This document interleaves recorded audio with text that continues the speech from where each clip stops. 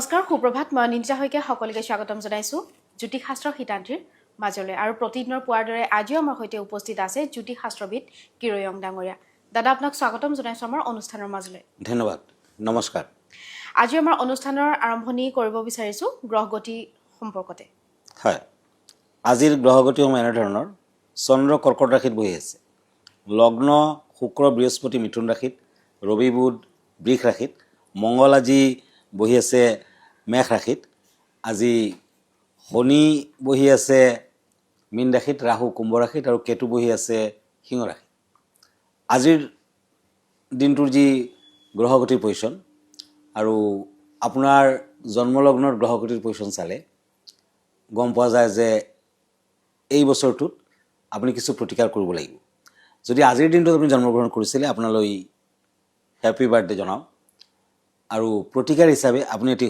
ৰত্ন পিন্ধক সেয়া হ'ল এটি আনকাট পান্না এয়া হৈছে ব্ৰাজিলৰ uncut Panna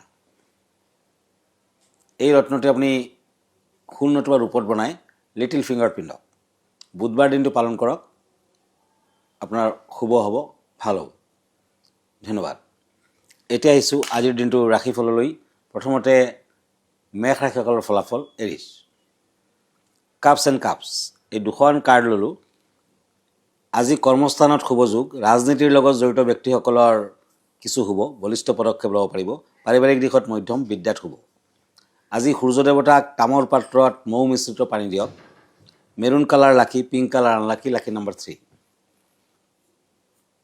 source and cups বৃষ ৰাশি তৰাছ মাটি বাৰী সা সম্পত্তি ক্ৰয় কৰিব পাৰিব ব্যৱসায় বাণিজ্যত মধ্যম ফল বিদ্যাত বাধাৰ সন্মুখীন হ'ব আজি পৰিৱেশ অস্থিৰ প্ৰেমত বুজাবুজি থাকিব ব্লু কালাৰ লাকি yellow colour unlucky lucky number 6 মিথুন ৰাশি জেমিনি ওৱান্স এণ্ড কাপছ এই দুখন কাৰ্ড মতে পুৰণি ৰোগে কষ্ট দিব পাৰে কৰ্মত মধ্যম ৰাজনীতিৰ লগত জড়িতসকলে শুভ ফল পাব ভ্ৰমণৰ যুগ মাটি বাৰীৰ লেঠা শেষ হ'ব আজি এটা সৰু নেমু টেঙাত সেন্দুৰৰ ফুট লগাব আৰু আহঁত গছৰ তলত ৰাখি থৈ আহক ভাল হ'ব চিলভাৰ কালাৰ লাকি red colour unlucky lucky number 2 কৰ্কট ৰাশি cancer source and night of source এই দুখন কাৰ্ড মতে কৰ্মস্থানত সাৱধান থাকক বন্ধুৰ পৰা আঁতৰত থাকক হাতলৈ ধন আহিব হতাশা দূৰ হ'ব প্ৰেমত মধ্যম ফল হোৱাইট কালাৰ লাকি green colour unlucky lucky number 1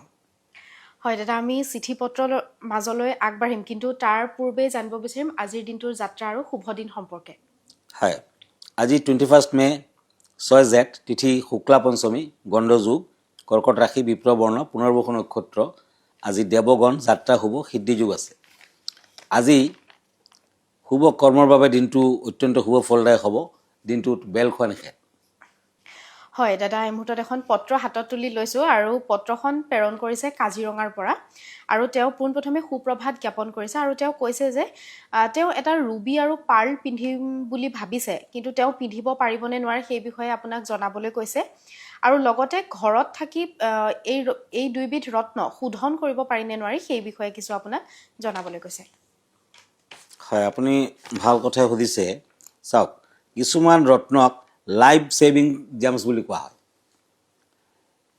আপুনি সেইবিলাক ৰত্ন পিন্ধিব পাৰে সকলোৱে পিন্ধিব পাৰে যেনে মুনষ্টোন টপাজ ৰেড কৰেল আম্বাৰ আদি ষ্টোন মহিলাসকলে ৰেড কৰেল হোৱাইট কৰেল পাৰ্ল গৈৰিক প্ৰবাল আদি পিন্ধিব পাৰে কিছুমান ৰত্নক হট ষ্টোন বুলি কোৱা হয় যেনে নীলম ৰুবি কেটছাই পোখৰাজ আদি এইবিলাক ৰত্ন জ্যোতিষীৰ পৰামৰ্শ মতে পিন্ধিব লাগে নতুবা অশুভ ফলো দিব পাৰে ৰত্নবোৰ ঘৰত ৰাখি শুদ্ধ কৰি ল'ব আৰু কাঁচ নতুবা পাথৰৰ বাটিত কেঁচা গাখীৰ তুলসী মৌ তিল শিলিকা দুবৰি বন ফুল আদি দি পেলাই শোধন কৰাৰ পাছত আঙুলিটো প্ৰায় 4 ঘণ্টামান তিয়াই ৰাখিব লাগে আৰু নিৰ্দিষ্ট ডেটত পিন্ধিব লাগে কিন্তু ৰুবি মানে ছানৰ ষ্টোন গংগাজল নেমুৰ টেঙাৰ ৰস অগৰু আদি তিয়াই ৰাখিব লাগে আৰু দেওবাৰ দিনা পিন্ধিব লাগে প্ৰতি মাহৰ মূৰে মূৰে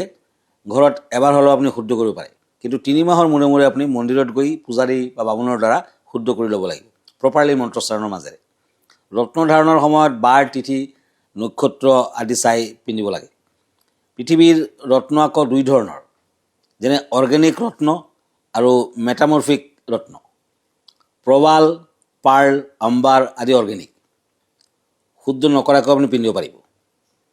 কিন্তু ডায়মণ্ড, নীলম, পোখৰাজ, ৰুবি আদি কিন্তু মেটামৰ্ফিক ষ্টোন, গতিকে সেইবিলাক ৰত্ন শোধন নকৰাকৈ পিন্ধিব নালাগে। হয়, নিশ্চয়কৈ আপোনাৰ বিধানৰ জৰিয়তে তেওঁ উপকৃত হ'ব। আমাৰ অনুষ্ঠান অব্যাহত হৈ থাকিব, কিন্তু সময় হৈছে খন্তেক সময়ৰ বাণিজ্যিক বিৰতি।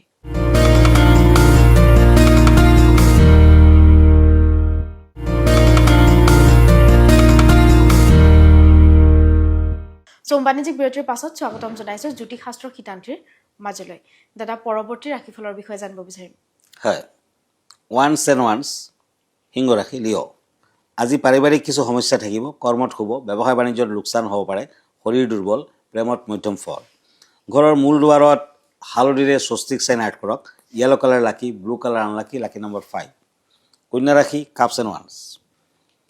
নতুন কৰ্ম সংস্থাপনৰ যুগ। আজি ওচৰ চুবুৰীয়াৰ লগত মিলিজুলি থাকিব, বিদ্যাত মধ্যম ফল, শৰীৰ অশুভ, প্ৰেমত জটিলতা হ'ব পাৰে।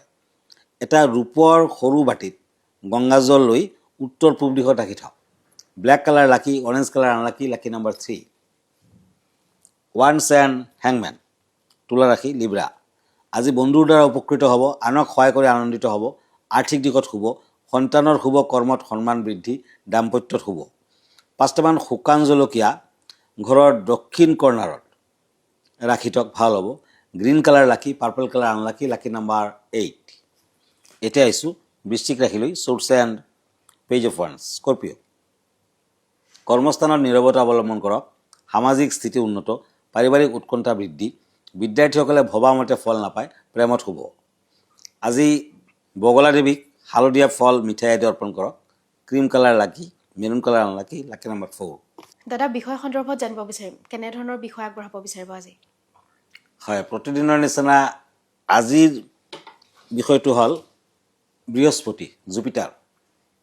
বৃহস্পতিৰ বাবে প্ৰতি বৃহস্পতিবাৰে ৰাতিপুৱা সোনকালে উঠি নিজকে শুদ্ধ কৰক আৰু ভগৱান বিষ্ণুৰ ওচৰত প্ৰাৰ্থনা কৰক আৰু বিষ্ণু মন্ত্ৰ জপ কৰক।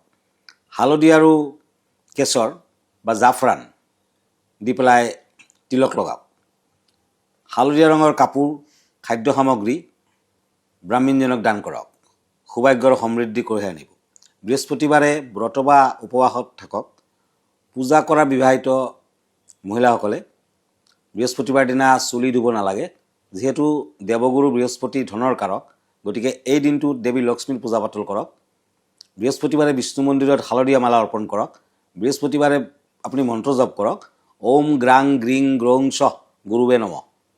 বৃহস্পতিৰ পূজা কৰিলে আপোনাক ভাল ধন সমৃদ্ধি দিয়ে আৰু ভাল সংগী পাব, পাপ খণ্ডন হ'ব, পেটৰ বেমাৰ আজাৰ দূৰ হ'ব। আৰু যদি ৰত্ন পিন্ধিব খুজিছে তেতিয়া বৃহস্পতিৰ বাবে এটি পোখৰাজ ৰত্ন ইউজ কৰিব পাৰে, য়েলো চাফায়াৰ। দাদা, আমি পৰৱৰ্তী 4 তাৰিখৰ বিষয়ে জানিব বিচাৰিম। হয়, চ'ৰ্চ এণ্ড পেণ্টাকুলছ, ধনু ৰাশি, চেটেৰিয়াছ। আজি বিদ্যাৰ প্ৰতি নজৰ দিয়ক, শৰীৰত মধ্যম ফল, মনৰ অস্থিৰতা দূৰ হ'ব, বন্ধুৰ পৰা লাভান্বিত হ'ব, আৰ্থিকত শুভ। আজি red colour lucky, white colour unlucky, lucky number 9। Church and cups, মকৰ ৰাশি। কোনো প্ৰভাৱশালী ব্যক্তিৰ পৰা পদোন্নতি, শৰীৰৰ প্ৰতি যত্ন লওক, যান বাহনৰ পৰা সাৱধান, প্ৰেমত বাধা। এটা ৰঙা কাপোৰত মচুৰ দালি বান্ধি দুখীয়া লোকক দান কৰক। অৰেঞ্জ কালাৰ লাকি, blue colour unlucky, lucky number 7। কুম্ভ ৰাশি, কাপছ এণ্ড ওৱান্স। একুৰিয়াছ। কৰ্মস্থানত ব্যস্ততা বৃদ্ধি, মাটি বাৰী গাড়ী ক্ৰয় কৰিব পাৰিব, দাম্পত্যত মধ্যম, মানসিক চিন্তাৰ পৰা আঁতৰত থাকক, সন্মান বৃদ্ধি। Pink colour lucky, black colour unlucky, lucky number 6। Church and temperance, মীন ৰাশি। আজি ধৰ্মস্থান ভ্ৰমণ কৰিব পাৰিব, বিদ্যাত শুভ, পাৰিবাৰিক মধ্যম ফল, মনৰ দৃঢ়তা ৰাখক, আৰ্থিক দিশত উন্নতি। আজিৰ দিনটোত মা লক্ষ্মীৰ চৰণত 11টামান গোমতী চক্ৰ আগবঢ়াওক, ভাল হ'ব।